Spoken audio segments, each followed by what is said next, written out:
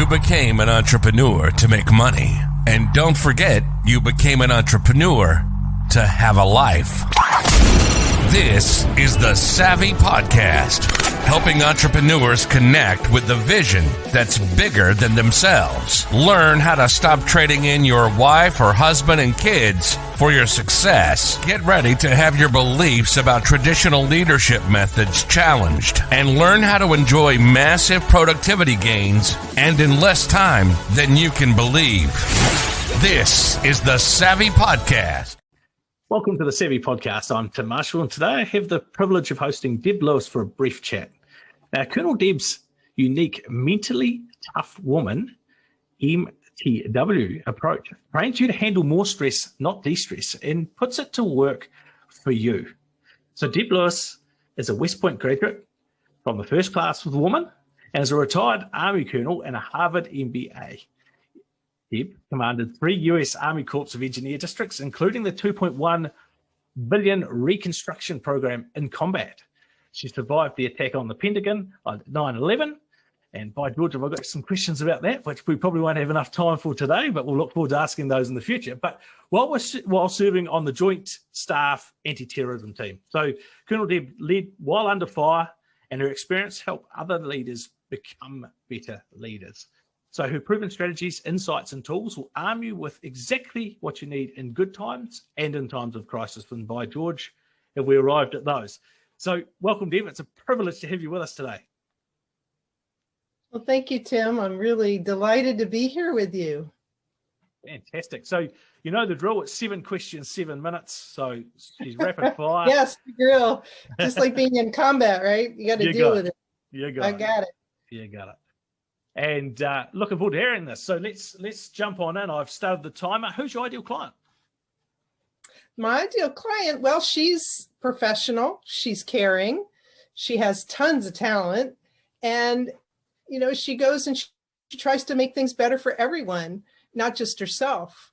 But the funny thing is, you think that she'd have lots of opportunities, but it always seems that there's something or someone, which is even more significant, standing in her way. And so that gets very frustrating, and she wants to do something, but her go-to reactions have actually made the situation worse.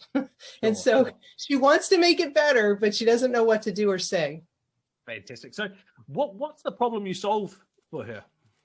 Okay, so when people put the brakes on our careers, now you can have a lot of things that stress you out, but what really stresses you out the most is what we call people stress. And so when you have that someone standing in your way, you normally want to blame somebody rather than looking at what's your impact on it? Could I change that situation, or the fact, can it change at all? And so what you end up doing is you're not solving the problem. And then what happens is you push people away who actually could help you because you're blaming them. And perhaps the worst myth is the fact that the myth is about de-stressing. Many times that's not practical. You have kids, you have families, you have a job, you have COVID, you have all these things. Are you really going to be able to de-stress in every moment? Certainly not in combat. And so what we try to do is we rewire your brain so you see the same situation and you make better choices and you get closer to your goals. Oh, I love this. I love this. So what are the typical symptoms people experience? You've mentioned some of them actually, but with that problem. So, they're anxious, they're stressed, they're irritated. And sadly, women are often very disappointed in themselves because they longer they've had it in their jobs or at home or whatever, it becomes chronic stress. It becomes long-term stress. And it also becomes an emotional trigger. So it may not be the situation itself, but something else will trigger it. And I think too, it's about getting very annoyed that you can't avoid it, because people stress isn't going away. It's just going to keep coming at you. So if you don't deal with it, you know, it's going to be there. Yeah, sure. What are the common mistakes people make when they're trying to solve that problem? Well, I talked a bit about that already in how people just don't realize that their reactions are making their situation worse. And so as they make that worse, they get in that spiral because it's going to not help them in the situation. When we talked about before, we said that they come and they go into survival mode thinking, for example, because they're stressed out and they're seeing those mistakes and they don't know how to react. They don't know how to approach it from a different situation. Sure. What's one valuable free action that the audience could implement that could help them solve that? I love this question because it actually is a powerful question, but I have to give you some context first. Beautiful. The context is that when we talked about their mistakes, their default reaction is not their fault. They've really been taught that stress is bad. And when stress is bad, that means you will go into survival mode thinking, which really limits your options: fight, flight, shut down. But the thing that you can do is you can look at the same situation and you can decide, this might be the key to me achieving my goals. And so you have to pause. When you get in that feeling where you want to get frustrated, you have to pause, and then you want to take a deep breath. And here's the question. You want to say to yourself, how can I use this situation in order to improve my chances of achieving my goal and use stress to my advantage? Beautiful. Hey, I'm absolutely loving this. Absolutely loving this. So where can we send? Where's a valuable free resource that we can direct people that's going to help them with solving the problem? Yes, thank you.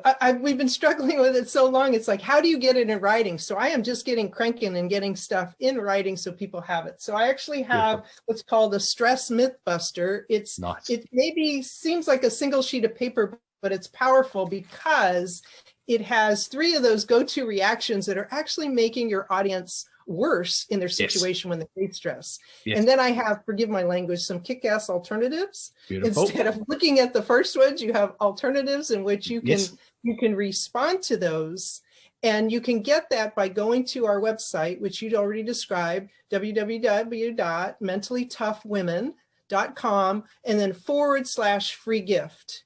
And there's a bonus on there at the way bottom. There's a link to an incredibly popular course that we've got online. I've got thousands of people taking it right now from over 100 countries. And it is how to handle extreme stress. If you don't know how to handle extreme stress, you're going to be hurting. So I put it for free for COVID, for all these things, to make sure that people understood the basics of how to handle the stress. Hey, that's absolutely excellent. So we'll pop that link wherever you're watching or listening to that. The link will be either in the notes or in the description part. And obviously, if you've come through from the email, it will be in the email. And so I thank you very, very much for that. I appreciate that very much. Now, from all your years' experience, and you've had a lot, I would love to hear what the most valuable free tip is that you think would be for the audience to take away today. The big secret: get mentally tough. That means that no matter what life dishes out to you, you are going to bring your absolute best to the situation, like I had to do in combat. You're going to bring your best, and really important, you're going to believe in and speak to the best in others. Now that takes skill. And like anything worthwhile, it takes a lot of practice. So I practice every day. And why is that? I practice every day because life's not getting any easier. There's always going to be things being thrown at you.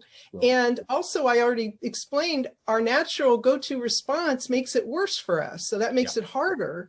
And then, like you, I have big dreams. I want to help a lot of people. And if you want to do that, you're going to be more stressed. So you have to be able to look at these stressful situations and say, hey, that is the key to my success. If I get mentally tough, that means I'm going to put stress to work for me. I'm going to use it to my advantage. And the real secret is it becomes your superpower. It rockets you toward achieving your goals. And I know you've felt this. And your powerful questions, for example, are things that can help people really discern that and get there. So I like to say it's just like flipping the word stressed. When you flip the word stress, you know what you get, right? Desserts. And that's something all of us can smile about because I love dessert.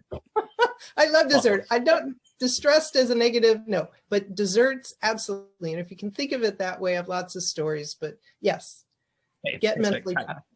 This has been an absolute privilege and enjoyed this very, very much. Our time is now up. So no doubt we'll talk again in the near future, but I'd just like to thank you very much for your time. Appreciate it, Tim. And thank you. Keep asking those great questions. You're helping everybody. I'll certainly do that. Cheers and bye for now. You've been listening to the Savvy Podcast, helping entrepreneurs connect with a vision that's bigger than themselves, stopping the trading in their wife and husband and kids for their success. We hope you've gotten some useful and practical information from this show, and we hope you had fun along the way. We know we did. We'll be back soon, but in the meantime, if you want to know more about the Savvy Method, hit the website at www.thesavvymethod.com. We'll see you again soon.